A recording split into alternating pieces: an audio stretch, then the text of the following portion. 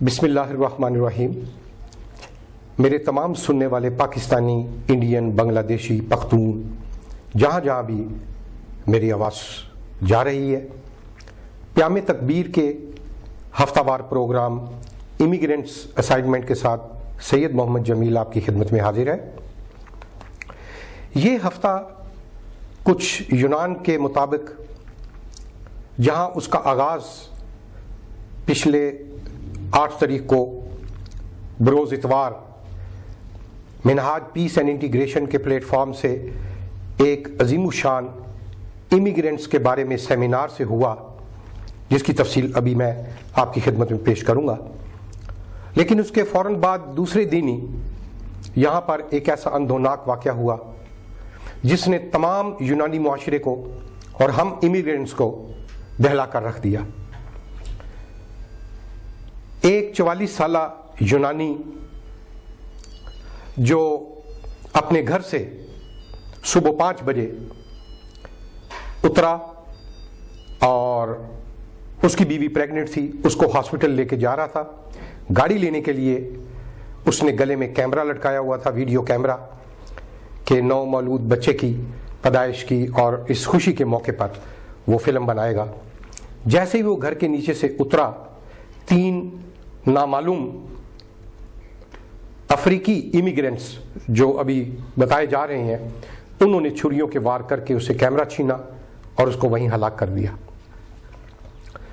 اس واقعے کے بعد پورے یونان میں بے چینی کی اور نفرت کی لہر امیگرینٹس کے خلاف جو ہے وہ ہو گئی. اسی دن یہاں پر مزدور تنظیموں نے ایک ہڑتال کی، جنرل ہڑتال کی کال دی ہوئی تھی معاشی بحران کے خلاف، جو بڑی پرامن تھی.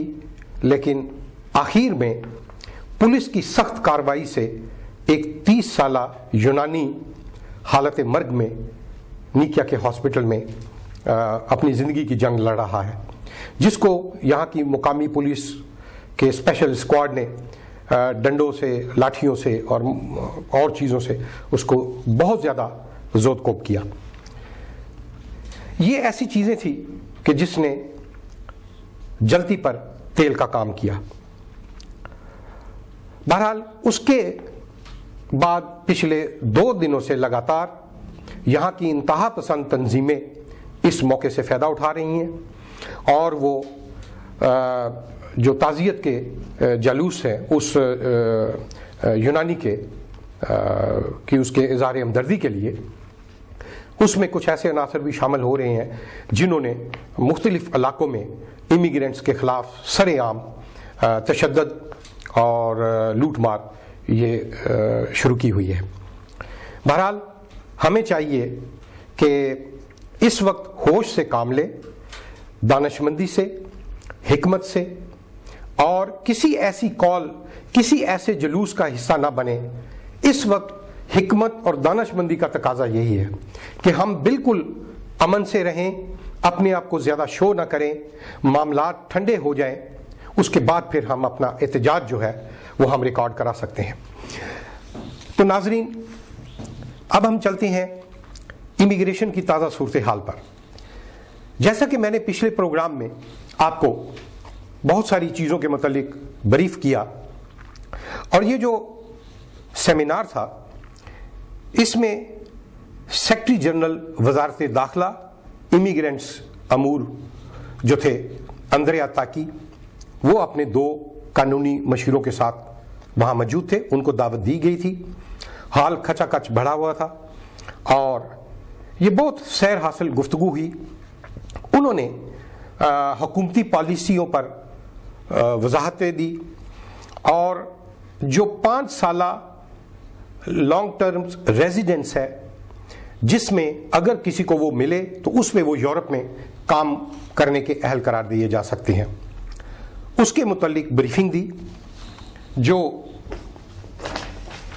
آلریڈی یہ انگلش میں بھی آلریڈی یہ موجود ہے، اور جس میں تمام طریقہ کار جو ہے اس کی وضاحت کی گئی ہے کہ آپ یہ کیسے حاصل کر سکتے ہیں. تو ناظرین، اس کے علاوہ ہم نے इसी कानून और दूसरी का इमिग्रेंट्स, इसका इमिग्रेशन का हमने उर्दू तर्जमा भी हमने किया हुआ है।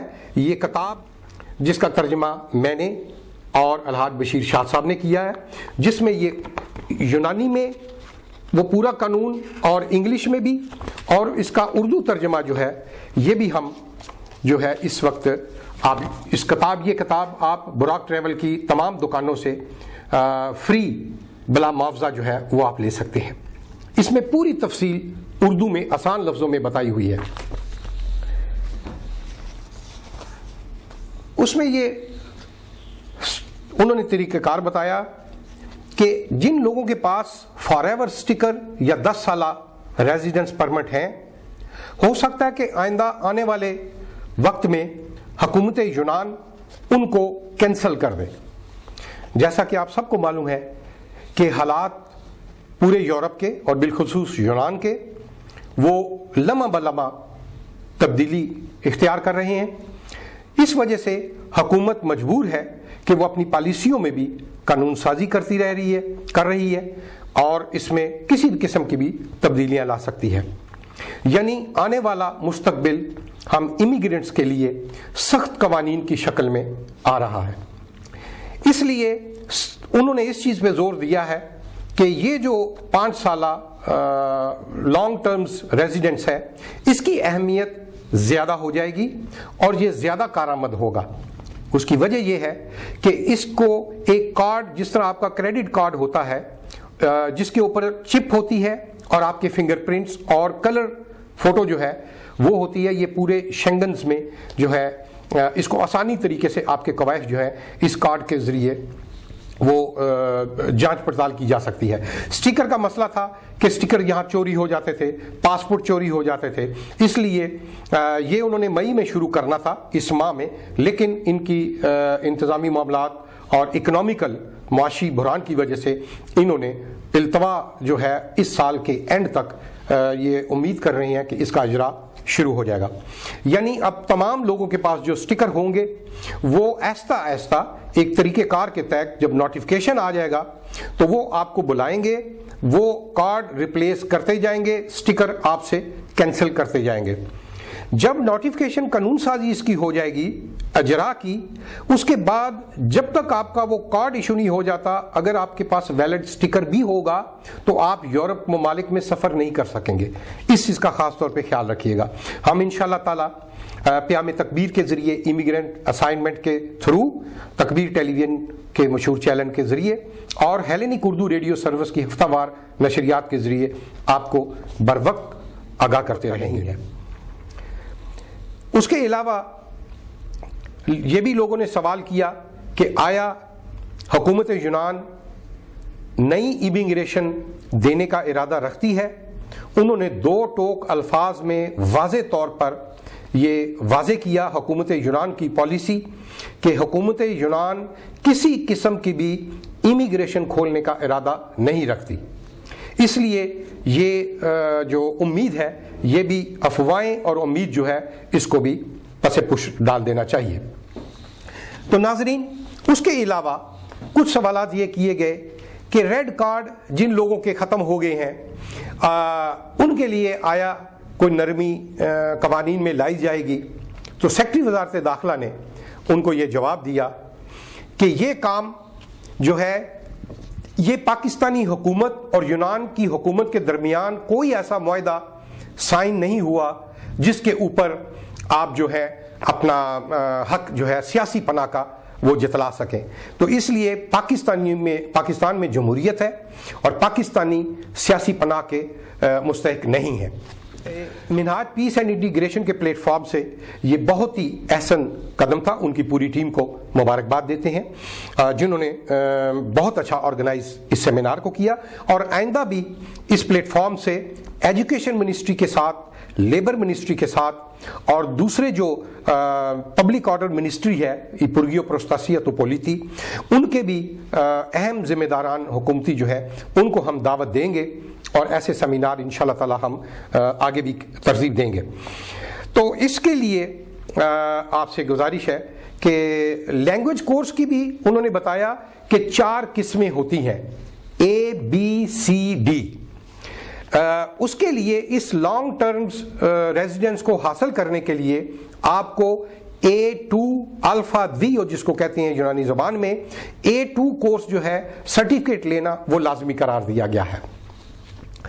اس میں اگر آپ کو یونانی زبان پہ عبور حاصل ہے اس کے لیے آپ کو 300 گھنٹے کا جو یونانی زبان کا کورس ہے وہ کرنے کی کوئی ضرورت نہیں ہے. آپ ڈائریکٹ جا کر اگزام دے سکتے ہیں, امتحان دے سکتے ہیں, لیکن تب جب وزارت ایجوکیشن ان امتحانات کا اعلان کرے گی.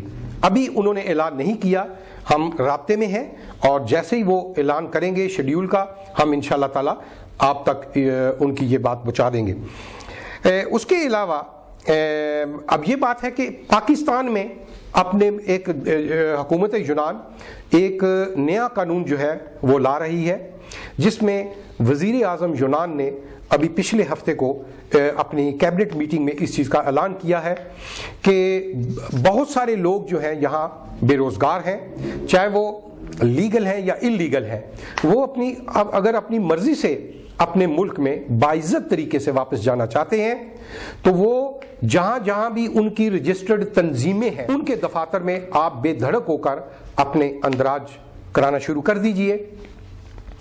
اس میں یہ ہوگا کہ جب یہ قانون سازی ہو جائے گی تو اس میں حکومت یونان ٹکٹ, اور ابھی انہوں نے طے نہیں کیا کیونکہ ان کے پاس فنڈز نہیں ہیں, لیکن رفلی انہوں نے کہا ہے کہ 200 یورو ایک حقیر رقم جو ہے وہ مدد کے طور پر ہر اس امیگرینٹس کو دی جائے گی.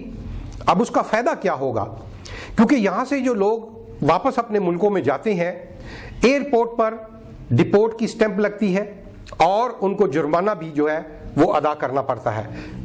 زیادہ تر جرمانہ آپ پے نہیں کرتے لیکن رسید کٹ جاتی ہے, وہ آپ کے کمپیوٹر پہ فیڈ ہو جاتا ہے.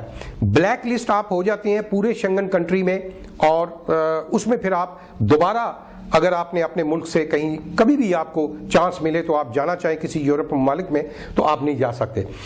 اس قانون سازی میں یہ سہولت دی گئی ہے کہ وہ ان کو بلیک لسٹ نہیں کیا جائے گا جو اپنی مرضی سے ڈکلیئر کریں گے جانے کے لیے, وہ بالکل نارمل طریقے سے حکومت یونان ان کو واپس بھیجے گی. یہاں پر کمپیوٹر میں ان کا ریکارڈ بالکل صاف رہے گا, اور آپ جب کبھی آئندہ اپنے ملک سے کسی یورپ کنٹری میں جانا چاہیں گے یا ویزا لینا چاہیں گے آپ کے کمپیوٹر پہ, شنگن کمپیوٹر پہ آپ کا ریکارڈ بالکل کلیئر ہوگا. تو امید ہے کہ کچھ 1-2 ماہ میں یہ چیز جو ہے یہ قانون سازی اس کی ہو جائے گی.